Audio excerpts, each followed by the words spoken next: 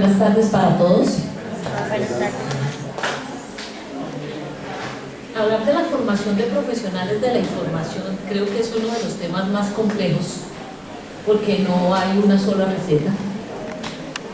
No es posible decir este es el adecuado y este es el que responde a una realidad. Pero yo creo que lo primero que tenemos que pensar es que de verdad para formar la formación profesional de un profesional de éxito, innovador y visionario no es una responsabilidad exclusiva de las escuelas de bibliotecología. Este es un proceso de aprendizaje que se va haciendo a lo largo de la carrera, involucra al individuo, a la empresa donde uno trabaja, a las asociaciones profesionales, que implica que estés convencido de la necesidad de un desarrollo profesional. Entonces, muchas veces uno se encuentra con que sale de la universidad y llega al trabajo y dice, uy, en la universidad no me enseñaron nada, uy, ¿sí? Entonces, pues hay muchas cosas que reflexionar sobre ese tema, porque realmente, además de las problemáticas que tiene formar un profesional en cualquier área de conocimiento, la formación actual en la bibliotecología tiene en este momento unas circunstancias especiales. Ha habido una discusión por mucho tiempo sobre el contenido teórico y práctico. La primera formación que se hizo a nivel profesional en bibliotecología tenía un marcado contenido técnico. Incluso fue tan marcado que hoy en día todavía nos reconocen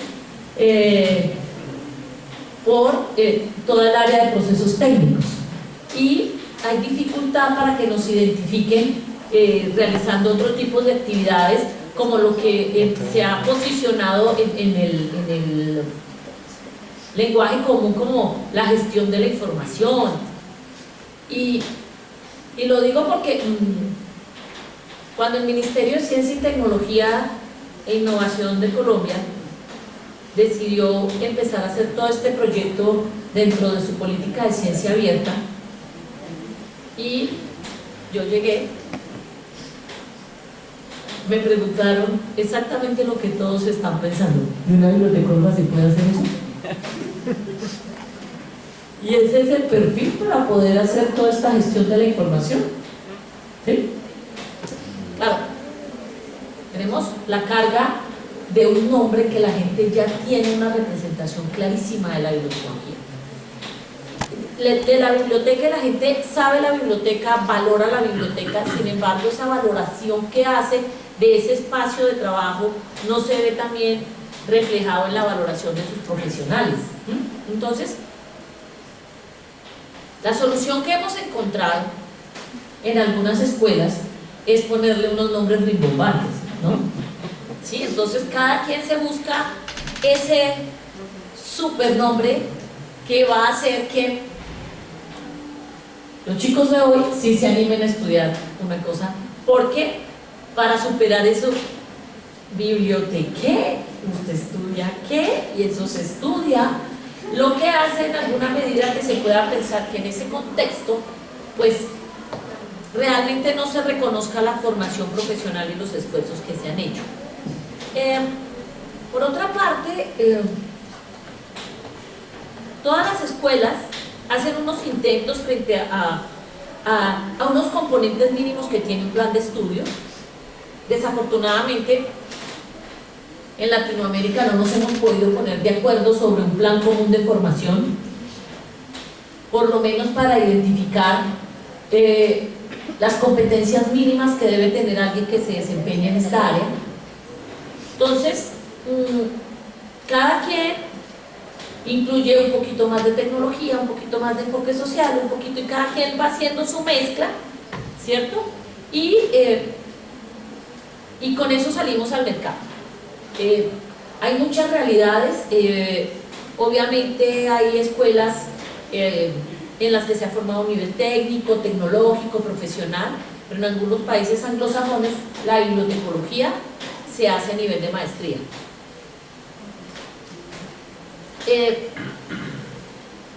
Y el siguiente problema con que nos enfrentamos es con esto de toda la discusión teórica que se ha dado, la ciencia de la información, las ciencias de la información,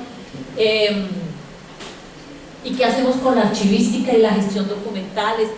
Nos armonizamos, nos organizamos, y todo ese lugar y todo ese debate que hemos dado, y que efectivamente en el mercado laboral, que es el que absorbe a estos profesionales, siempre nos dicen qué es esa confusión, ¿es o no es bibliotecólogo, o qué es eso ahora? Porque ahora es profesional en ciencia de la información, profesional en sistemas de información. Yo no sé, yo creo que el mercado nos reconoce en el mundo de las bibliotecas, y no sé por qué queremos perder ese mercado. Aunque el nombre suena bonito, eso sí. Ok. Entonces,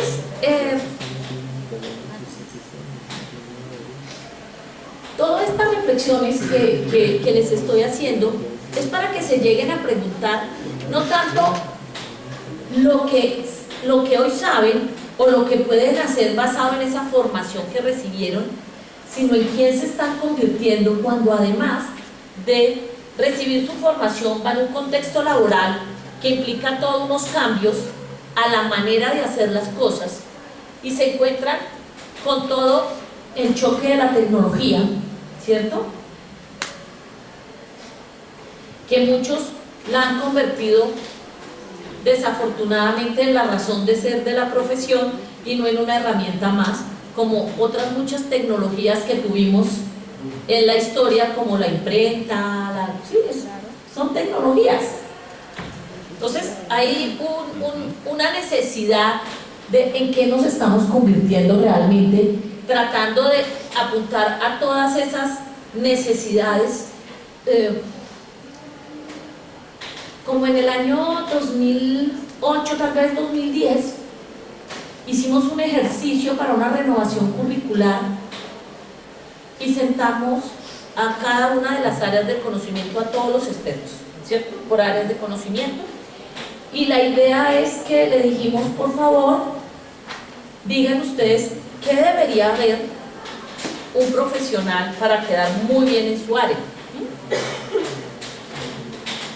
Hicimos el ejercicio para entender las lógicas de lo que pasa. Cuando sumamos todo lo que todos decían, nos daba que para tener el bibliotecólogo que todos soñamos se necesitaban 10 años. 10 años. ¿Sí? Entonces, claro, cada uno de nosotros puede querer privilegiar un tema o un área, ¿cierto? Y al final, todos resultamos especializándonos en un tema porque la vida laboral así no lo exige. Entonces, y eso nos va a exigir prepararnos más. Entonces, creo que en ese proceso de formación profesional tenemos que ser conscientes de esa oferta que nos dan, y especialmente de ese componente distintivo que le da cada universidad, para mirar quién soy hoy cuando empiezo y en qué me convierto cuando ya me gradúo. Siguiendo con las reflexiones iniciales, yo creo que toda la discusión epistemológica, todo lo que ha ocurrido en torno a la bibliotecología, las ciencias de la información, si vamos con la archivística, en Colombia ocurre un caso bastante particular, lo tenemos todo, ¿sí?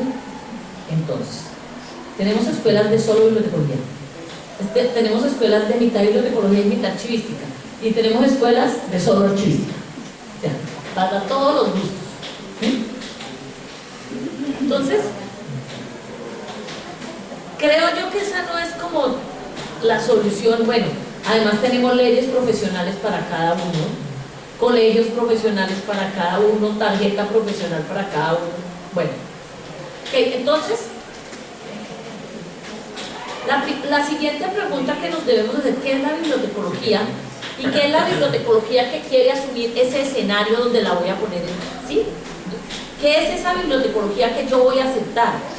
Porque pues hay muchas definiciones teóricas, hay muchos conceptos con que estamos o no estamos de acuerdo.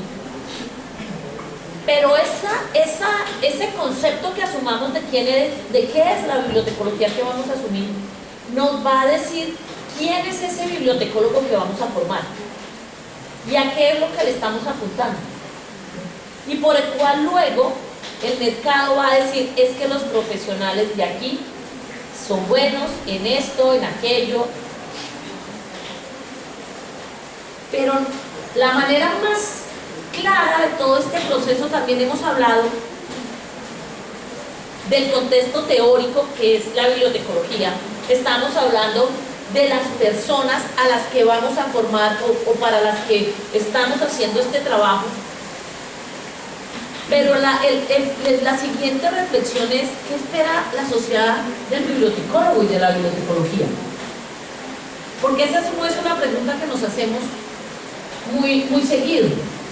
¿Qué es lo que está esperando? ¿Cuál es la necesidad que tiene la sociedad hoy que le va a resolver la bibliotecología?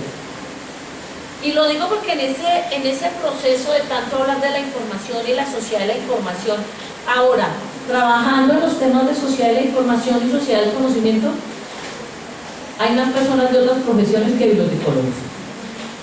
Y siempre en el momento en que empezó este proceso, siempre dijimos que en esta etapa, que ahora se iba a reivindicar la bibliotecología, porque los bibliotecólogos somos los que hemos trabajado siempre con la información y el conocimiento, ¿cierto? Entonces, que esa sociedad está esperando un bibliotecólogo que le gestione la información o simplemente que le administre una biblioteca y punto.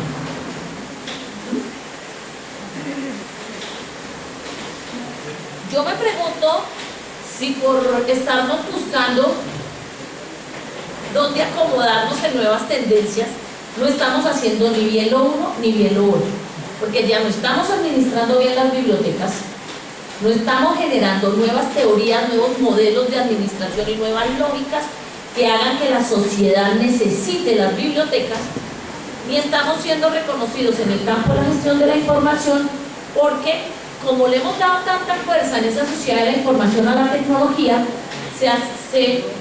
generalmente se piensa en sociedad de la información y en ingenieros, ¿sí? Entonces, y no es la sociedad, somos nosotros mismos. Acabo de tener una historia que yo no podía creer. En este momento en que estamos con todo el proyecto de ciencia abierta y en la creación de repositorios de investigación, pues que estamos adaptando y conociendo todos los metadatos y todos los proyectos que hay, pues estamos vinculando varias universidades, y de pronto voy donde un vicerrector y me dice, le digo, nada, los que saben de estándares son los de las bibliotecas, ese es el equipo que usted necesita para empezar a trabajar. Me dijo, pues Ruth, usted me dijo eso, pero imagínese que cuando llamé a los de la biblioteca me dijeron que eso era mejor que les contratara un ingeniero. Y yo, ¿y como para qué necesitan un ingeniero? ¿Sí? Entonces, le dije, no, yo no podía creerlo. No podía creer que el ingeniero sabe muchas cosas, sabe de software, sabe de infraestructura tecnológica, y esto es muy importante que nos acompañe, pero realmente de organización, recuperación y metadatos, y esto sabemos son los bibliotecólogos. Así de simple. Y los ingenieros, tengo en este momento un equipo de 5 ingenieros que se esperan con todos los software que tienen, que necesitan que yo les desarrolle. Pues yo les digo, necesito que me desarrollen esto para que los usuarios tengan tal cosa, y ellos hacen muy bien lo que yo, que conozco a los usuarios como bibliotecóloga, creo que debe ser, ¿sí? Entonces, también es ese papel que hemos asumido, porque tal vez somos un poco tímidos o creemos que no tenemos como las competencias necesarias. Entonces, con todo eso que nos preguntamos, y para la formación, ¿por dónde empezamos? ¿Cierto? cuando vamos a empezar a reflexionar sobre eso, y especialmente cuando nos vemos inmersos en un proceso de cambio curricular, que empezamos a hacer muchas reflexiones, yo creo que hay muchas preguntas que hacernos y muchas cosas que antes de escribir la primera palabra y mucho más para llenar todos los cuadritos del plan de estudios, ¿no? Que es al final lo que los estudiantes ven y valoran, ¿cierto? Y no hay la reflexión de que cada cuadrito que se llena ha sido una discusión muy fuerte entre todos los grupos. Y entonces digo, ay, ¿por qué no me dan tal materia y por qué no me dan, cierto? Entonces, la primera cosa es ¿qué? ¿Voy a formar un bibliotecólogo generalista? ¿O voy a formar un bibliotecólogo especializado en alguna de las líneas? ¿Cierto? Que hay en la línea. O voy a formar un bibliotecólogo y algo más. Porque a veces el apellido resulta, ya les voy a contar la experiencia de un apellido que ha resultado exitoso, ¿sí? Entonces, ¿dónde? Y no es lo mismo que hoy digamos que la bibliotecología que se necesita y por las tendencias en esta, si no la ubicamos en el contexto de la universidad que estamos. Y lo que implica y cuál es el lugar de la bibliotecología en la universidad. ¿Cómo la va a entender? Porque estando en una universidad pública, eso nos implica unas reflexiones muy distintas de lo que significa estar en una universidad privada. Por eso esa reflexión, ¿cuál es esa misión como biblioteca pública que nos lleva a hacer el trabajo que nosotros vamos a hacer? ¿Cierto? ¿Por qué? ¿Qué es lo que está pasando en el mundo que realmente estén necesitando los bibliotecólogos? ¿Mucha información? Si nos quedamos simplemente en el tema del acceso a la información, ¿cierto? Pues ya ha tomado más fuerza el tema que nos dicen, para eso está internet, punto, y ya. Y nos cierran la biblioteca porque hagan una virtual y para que mantenemos un espacio, etc. Porque ese discurso ha ganado ventaja. ¿Para dónde? No es lo mismo la realidad de Costa Rica que la realidad de Colombia. Y eso les cuento en este momento, los programas que están teniendo toda la fuerza en número de estudiantes en producción académica son los programas de archivística. Los programas de bibliotecología vienen en descenso en número de estudiantes, ¿sí? Entonces, esa realidad de Colombia está pasando en otros países, ¿cierto? En España también han cerrado algunas escuelas. Entonces, pero cuando uno pregunta ¿para dónde? Pues entiende claramente que esa todavía no es la problemática de Costa Rica. Todavía no es. Mirando el número de estudiantes que hay acá, no, esa no es la realidad. Y puede que nunca les toque enfrentarse a eso, ¿cierto? Y luego también nos preguntamos con qué, y es cuando empezamos a hacer como toda esa mezcla de este poquito de tecnología, este poquito de conocimientos técnicos, y vamos mirando cómo esa mezcla nos va a salir, cómo nos va a salir al final el resultado. Pero también hay que preguntarnos hacia dónde, y hacia dónde tiene que ver no solo con la respuesta al mercado laboral. Una gran crítica que siempre recibimos en las escuelas es que están formando para un mercado que no. ¿Cierto? La universidad toma elementos del mercado laboral y de la empresa, pero no forma para ellos totalmente, ¿cierto? Porque si no sería formación para el trabajo. Nosotros tenemos otros elementos humanistas, otros elementos de generar nuevo conocimiento, ¿cierto? De desarrollar la ciencia, que nos hace que no podamos formar exclusivamente para un trabajo que está eso nos toca irnos adaptando. Entonces, claro, un proceso como les estoy preguntando, les estoy diciendo estas preguntas, uno no se sienta y en un mes hace esto, ¿no? Entonces asumir un plan curricular debe poner, nosotros en Colombia no lo hacemos sino después podemos empezar a reflexionar hasta después de que hay 3 cohortes más o menos graduadas con ese plan, antes de poder hacer un cambio. O sea que eso significa que ponemos a funcionar un plan de estudios y hasta 2 años después de que ese plan de estudios está en funcionamiento podemos empezar a reflexionar sobre si es necesario hacer otro o no, o si simplemente haciendo unos ajustes con las selectivas va a ser suficiente, porque no hay un plan perfecto, ¿no? Entonces uno deja unos espacios libres para que esas cosas que le van sorprendiendo, lo nuevo que va saliendo, por ahí va tratando de hacer el mejor esfuerzo.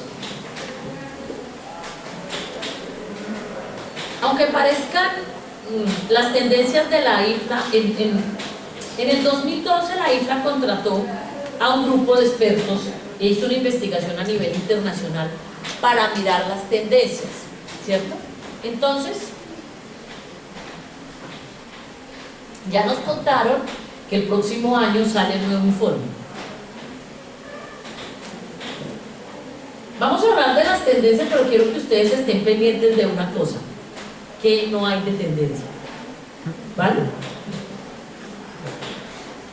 Entonces, esto lo sabemos todos, que las nuevas tecnologías se expandirán, pero que también en ese mismo sentido se limitará el acceso a la información, toda vez que los modelos ahora de gestión de alguna revista, todos los derechos de autor en internet están limitando el acceso a internet. Entonces va también requiriendo eso, si hay nuevas tecnologías, que empecemos a hablar de la alfabetización informativa. Y yo me pregunto, ¿hasta dónde hemos llegado con la alfabetización informativa y el alcance que le hemos dado? Porque, tal vez como lo mencionaba ayer, ¿de qué sirve tener un conocimiento, saber usar un equipo, poder, si eso que hacemos no transforma la manera de hacer las cosas, si la persona no lo apropia y lo usa para todas sus decisiones de vida? Entonces, cuando estamos haciendo la alfabetización informacional, no se trata solamente de un proceso de herramientas, sino también de las características que se requieren para analizar esa información, saberla valorar, usar y poderla usar en un contexto determinado, porque eso no es fácil. Tendencia 2. La educación en línea democratizará y modificará el aprendizaje global. En este momento hay muchos proyectos de recursos educativos en línea y se han ampliado los programas de formación en nuestro campo en línea. Ya tenemos maestrías en línea, tenemos programas de pregrado, en Colombia programas de pregrado en línea del área.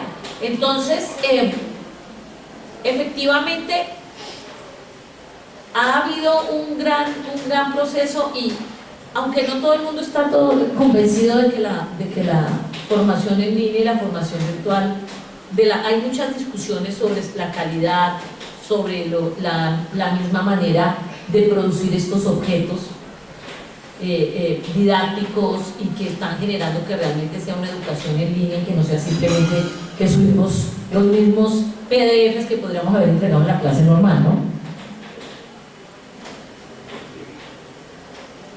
La tendencia 3 dice que los límites de la privacidad y la protección de datos serían redefinidos. Entonces, aquí que pues esto ya todos lo sabemos, a mí me llama especialmente la atención, y vuelvo otra vez al tema del que estoy con esto de ciencia abierta. ¿Sabemos los bibliotecólogos gestionar datos? Ya no estoy hablando de formatos, e inclusive nos hemos concentrado en algunos formatos, ¿cierto? Y cuando miramos la producción científica en que hay una producción en tantos tipos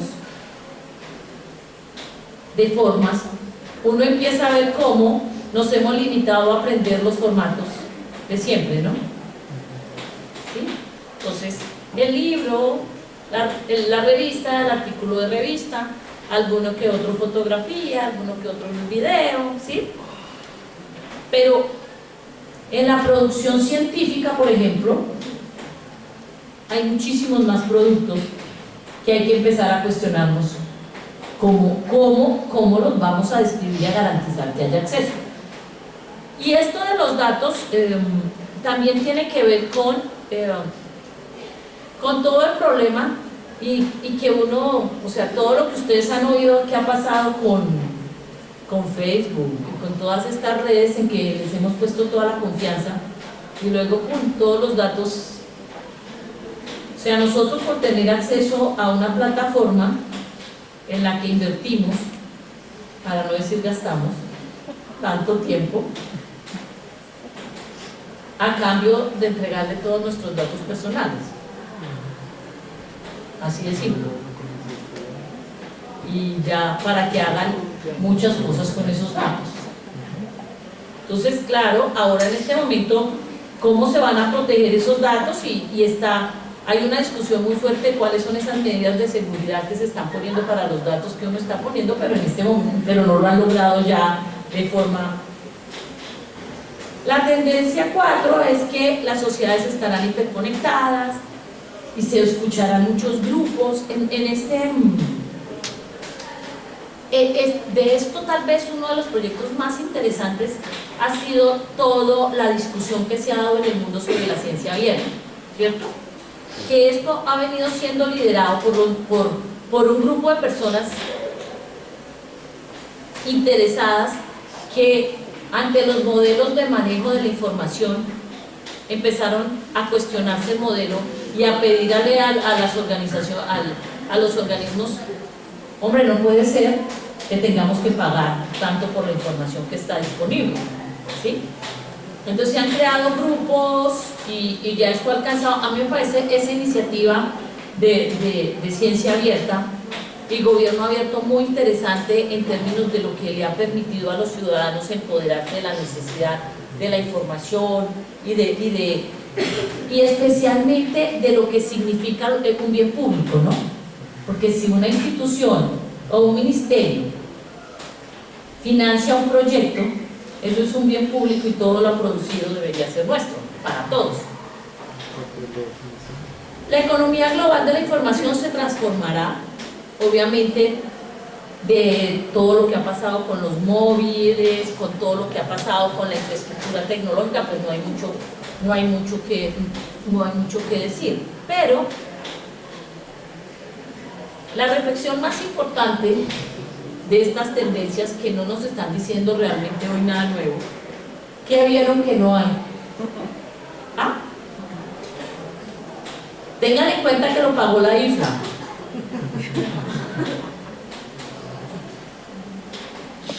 ¿Se dan cuenta que no dice nada de las bibliotecas?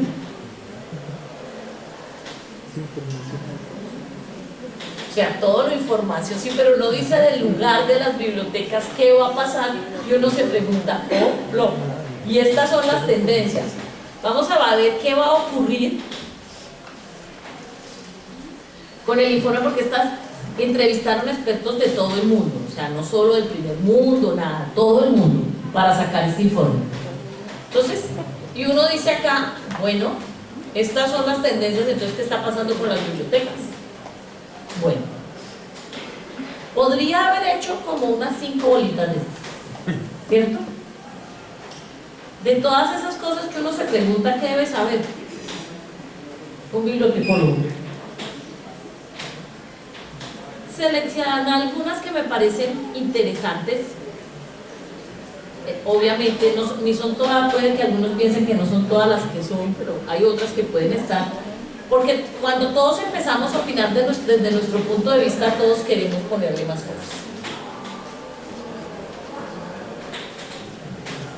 Yo, por ejemplo, claramente estoy marcada por todo lo que es la información, pero es que yo soy científica, pero es que en este momento trabajo con la documentación científica y me estoy dando cuenta de una realidad. Y es, por ejemplo, que cuando llegamos al proceso de no solo hacer el repositorio, sino todo el proceso de transformar eso que ha salido tan rimbombante y bonito, que es centros de recursos para el aprendizaje y la investigación. ¿Sí?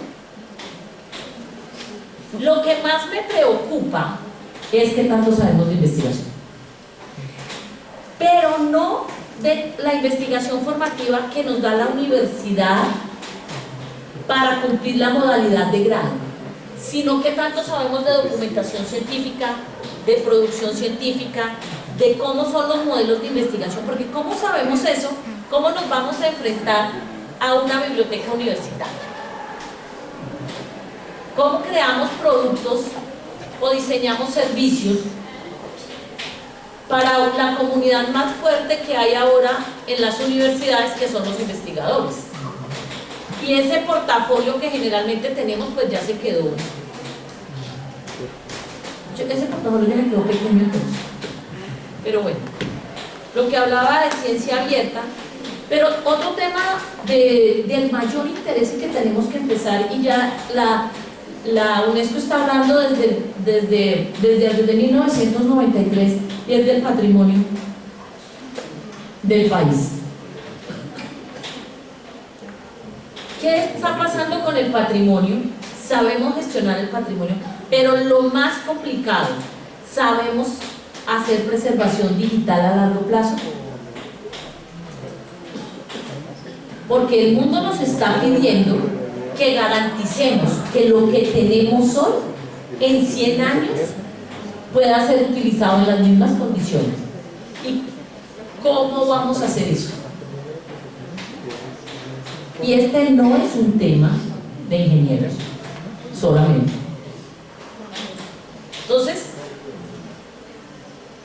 otra cosa que ha pasado muy interesante son lo de las métricas. Y por ejemplo, en el caso de las bibliotecas universitarias, de un momento para acá toda la valoración de la producción de conocimiento se hace a través de métricas, ¿sí? Y si la estabilidad laboral en muchos casos de un investigador depende de si lo citan y cuánto lo citan y en dónde lo citan y por qué lo citan, ¿cierto? Todo ese proceso de métricas que comenzaron con nosotros llamándose bibliometría, ¿sí?, ha venido evolucionando de una manera abrumadora. Sin embargo, cuando me encuentro con las personas que trabajan en métricas, son un poco los de nuestro sector que están en el tema. Y entonces, vuelvo al discurso, gestión de información. ¿Y por qué no estamos en métricas? ¿Sí? Gestión de la información digital. Hoy tenemos que continuar formándonos para un híbrido en el que todavía manejamos un buen porcentaje en papel y otro en digital. Las características para manejar la información digital son bastante particulares y están en permanente cambio todo el tiempo. Y necesitamos aprender mucho, porque nosotros sabemos mucho de papel. Y lo que implica la información digital es complejo. Implica que aprendamos un poquito de ingeniería, que apliquemos un poquito de estándares, que apliquemos de producción, ¿cierto? Otro punto importante que uno se pregunta es, vamos, yo salgo al mercado y voy a llegar a una biblioteca pública, ¿cierto? Y la biblioteca pública está inserta en una comunidad. Yo sé trabajar con comunidades. Yo sé hacer estudios de comunidades. A eso me refería cuando hablaba de bibliotecólogos generalistas. Indica que yo llego a la biblioteca pública y eso me implica una cantidad de variables distintas, porque si yo no logro conectarme con esa comunidad alrededor de la biblioteca pública, pues no estoy cumpliendo la función. Y volvamos al caso de la biblioteca escolar. Sabemos de pedagogía y de lo que implica incluso montar los famosos cursos de alfabetización informacional, y esto para los usuarios, y los cursos los montamos en todos los tipos de bibliotecas. Yo creo que es importante que empecemos a reflexionar si deberíamos seguir formando bibliotecólogos generalistas y preguntarnos realmente si el mercado no está pidiendo una especialidad profesional. Y si no lo vamos a hacer, si eso lo vamos a hacer a nivel de los posgrados, pero es que los posgrados tienen otros nombres así también rimbombantes, ¿no? Y entonces bueno, frente al mercadeo de la información, yo creo que las bibliotecas existen para satisfacer unas necesidades específicas de los usuarios que tienen que ver con necesidad de información, etcétera, de acuerdo al tipo de biblioteca, ¿cierto? Y el mercadeo se encarga de eso. Esa es la razón de ser del mercadeo: satisfacer necesidades. Y las mujeres sí que tenemos necesidades, por eso compramos tanto, ¿sí? Entonces, el mercadeo se ha encargado de crearnos unas necesidades que para nosotros son importantes, ¿cierto? Y es en esas estrategias del mercadeo, para saber cómo llegar a los usuarios, cómo generar unos productos y servicios adecuados, donde puede estar una respuesta hacia dónde debemos ir. Y luego, este tema de los objetivos de desarrollo sostenible. Ya, nos los podemos aprender los 17. Eso es fácil. ¿Se han preguntado cómo vamos a hacer desde las bibliotecas, desde nuestro lugar de trabajo, para hacer efectivos esos objetivos de desarrollo sostenible? ¿Cómo lo vamos a hacer? Porque aprendernos los objetivos y saber que existen es lo mínimo, lo más básico, ¿sí? Porque tenemos una responsabilidad muy grande con la sociedad y con el mundo, todos los profesionales, y cómo le estamos respondiendo. Entonces,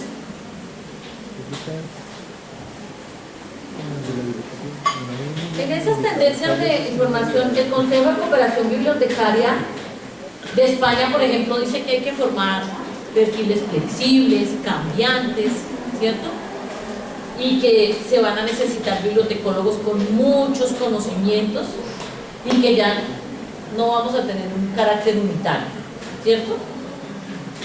En el estudio que yo hice sobre la profesión, y a raíz de lo que les conté, mi recomendación para el caso colombiano es que la bibliotecología se vuelva una maestría, un estudio de posgrado.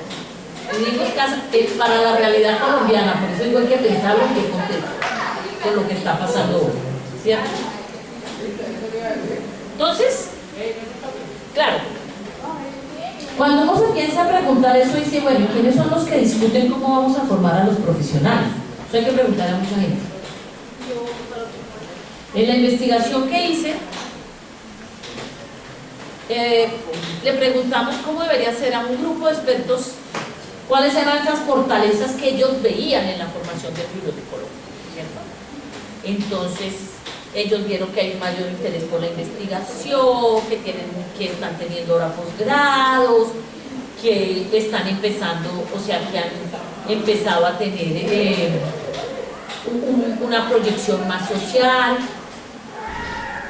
que hay que empezar, digamos, a mirar un tema que pareciera que no es transversal a nosotros, pero que es un problema radical, y son nuestras prácticas lectoras. Porque claramente trabajamos con la lectura, pero nosotros no leemos y no tenemos un comportamiento lector, ¿cierto? Pero sí creamos programas de lectura y hacemos fomento a la lectura y cuál es la comprensión que tenemos sobre la lectura de verdad, la nuestra, y de cómo llevar esa lectura a la perspectiva de otras comunidades. Entonces, vemos cómo un punto importante es en la formación profesional lo que dicen los expertos que deberían potencializarse, ¿sí? Entonces, como ven, son los temas recurrentes que habla de las TIC, que habla de la sociedad, que tenemos que tener habilidades de liderazgo, gerenciales. De aquí me llama especialmente la atención dos. El de conocimientos, análisis de la información desde una perspectiva científica, que es lo que les hablaba de la producción científica, y todo lo relacionado con las ciencias sociales, trabajar en comunidad, formar usuarios, y el capital cultural y la construcción de ciudadanía. Nosotros sabemos hacer eso. Y esto no es un problema de los bibliotecarios públicos, ¿no? Pero a mí me parece un desafío muy grande. Hablar de desarrollo humano, de construcción de ciudadanía, me parece muy grande el desafío, y no me lo imagino todavía en el plan de estudios, ¿no? ¿Qué dicen los empleadores? Pues como ven, siguen pensando que nuestra gran fortaleza es seguir siendo catalogadores. Es que la parte técnica nuestra es un tema superado, realmente, entre comillas, como nos ven.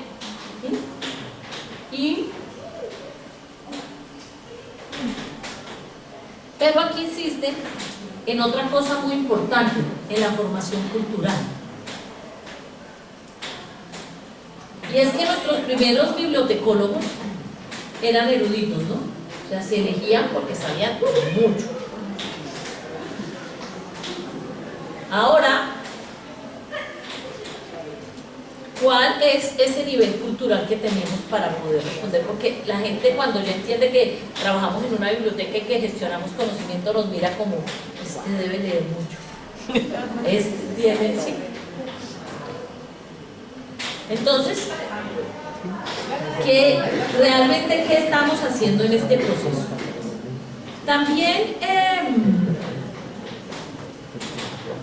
volvemos a algo reiterativo, y es que los empleadores nos están pidiendo manejo de tecnología, maneja tecnología, mejorar las relaciones interpersonales y nuestra capacidad de trabajar en grupo, porque dice que tenemos muchas dificultades de trabajar en grupos interdisciplinarios. Bueno, es que nosotros tenemos una parcela del conocimiento que defendemos y no dejamos, o sea, eso sí que lo hacemos bien, ¿no?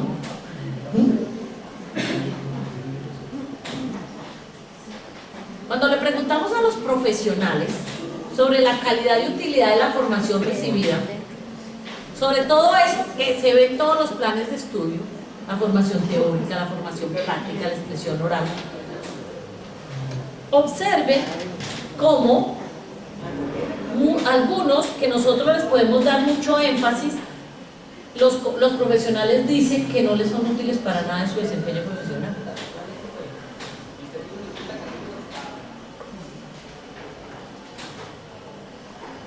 Y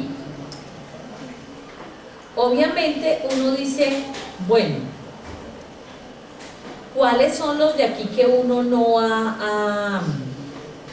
tiene que revisar, ¿cierto? Sobre lo que formó, porque uno dice, todo lo que se preocupa por generar todas estas competencias, y al final, ¿qué tanto son valoradas? Tengo un error aquí, el último grupo son estos números grandes, son de número de profesionales, no me salió con el porcentaje. Sí, lo siento mucho, este grupo de acá. Pero entonces, realmente, ¿cuánto analizamos la calidad de la formación que recibimos frente a la utilidad y el uso que le damos a esa información que recibimos? A veces los planes de estudio están llenos de muchas cosas y no hemos reflexionado realmente qué tan útiles van a ser para el profesional. Entonces, Miren las competencias. Esas que cada uno cuando hacemos nuestros sílabos y que cuando los estudiantes leen no entienden qué es eso. Pero que nosotros tenemos que hacer todo un documento donde miramos cada espacio académico, qué competencias, qué aprendizajes, y los estudiantes dicen, ¿y cuándo voy a yo tener estas competencias que dicen acá? Y observen la valoración de todas esas competencias, pero me llamó especialmente la atención que la competencia cognitiva, miren que son los pesos más bajos para la formación continua, la innovación y la superación, y la competencia técnica. Ahora, si estamos hablando, por ejemplo, de que las competencias que más valoran los profesionales que se deben tener son las competencias éticas, ¿qué tanto estamos haciendo para eso? ¿No? Es la pregunta cuando, bueno, dependiendo de la escuela de formación, ¿ustedes tienen un espacio para ética profesional o algo así?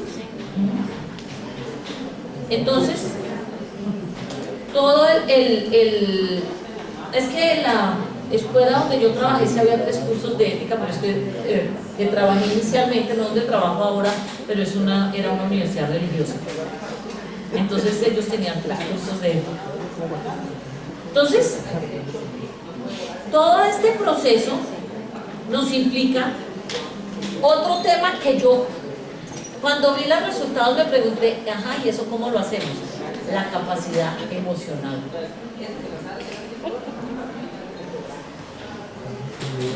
Porque muchas veces en nuestro desempeño eso es lo que nos falla, ¿cierto?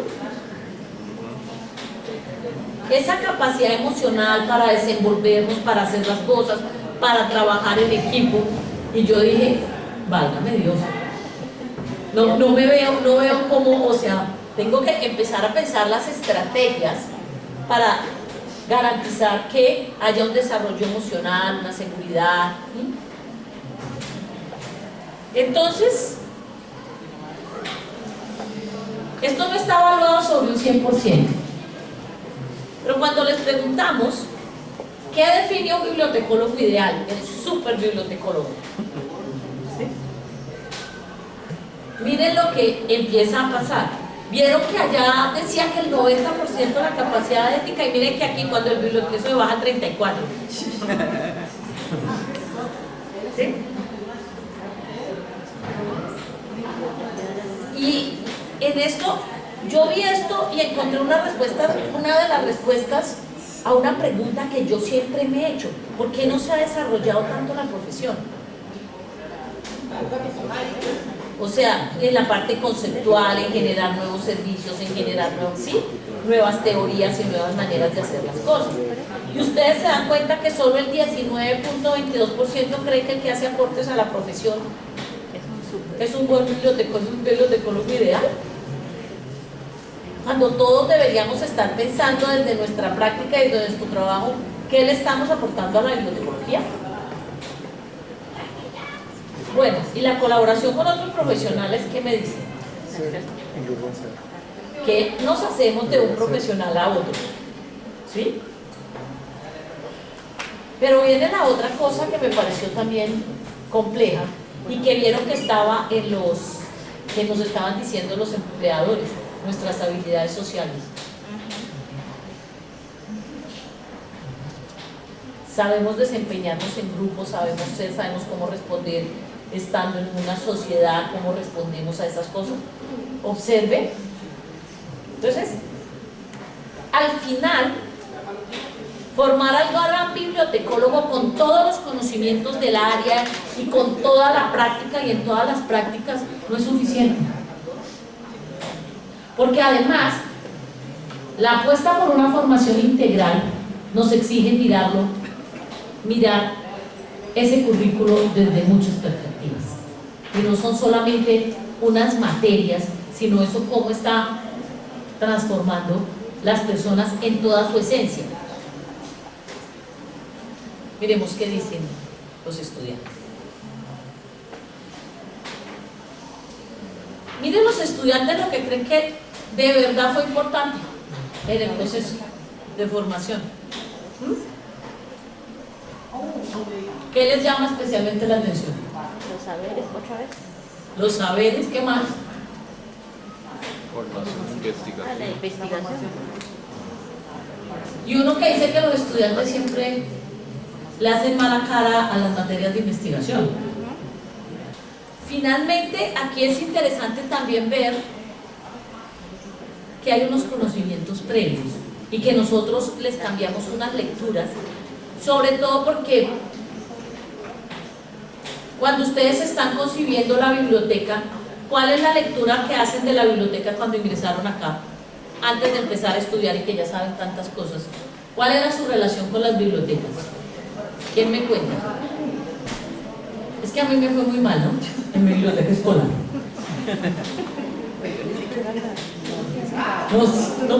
Cuando los que tenían biblioteca, cuando uno llega, ya viene con esos conocimientos previos de lo que vio en la biblioteca escolar y uno se pregunta, ¿yo voy a hacer así?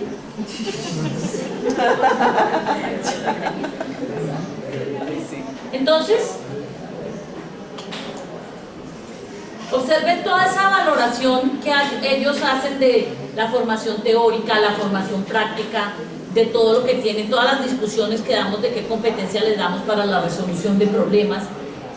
En general uno mira acá que, bueno, valoraron mal la formación en idiomas que estaban recibiendo,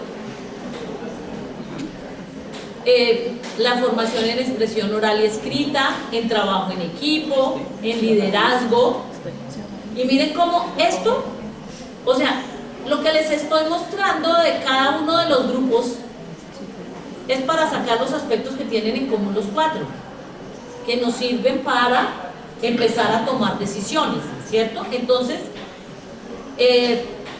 finalmente,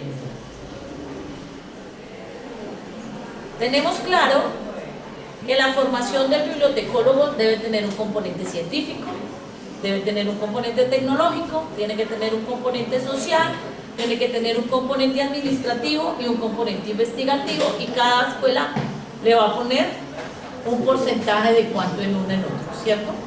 ¿Con qué vamos a hacer la diferencia? Porque todas están formadas igual.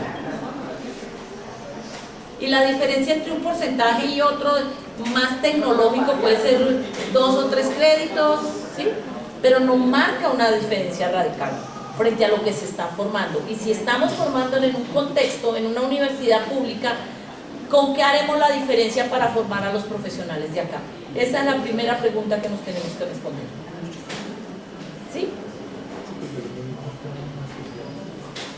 Y les decía que les contaba una experiencia, porque el último proyecto en el que estuve trabajando fue crear un programa archivístico. Y me hice toda esta tarea. Y luego me encontré con que si poníamos solo archivística nadie iba a estudiar. Porque eso le suena a follar carpetas. Entonces fue mucho la discusión, pues, porque con los radicales del conocimiento y la epistemología me decían, ¿para qué? ¿Cómo Ruth vas a poner ese apellido? ¿Sí? Bueno, resulta que les pusimos ese apellido, Gestión de la Información Digital. Y ocurrió un hecho que no ocurre en Colombia. Este programa es para una universidad pública, ¿cierto? Y todos los que ingresaron son estudiantes entre 16 y 20 años a estudiar archivística. Eso nunca se había visto. Y la mayor parte de los que entraban a estudiar en toda la historia de la archivística en Colombia eran gente que venía a profesionalizarse. Entonces, el primer día de clase, porque yo les dicto la materia de fundamentos, es uno de esos momentos. Yo les pido que me cuenten por qué están ahí. Entonces todos están, la mayor parte, digan ustedes, el 40% por la gestión de la información digital. y quiere saber qué es lo que va a pasar.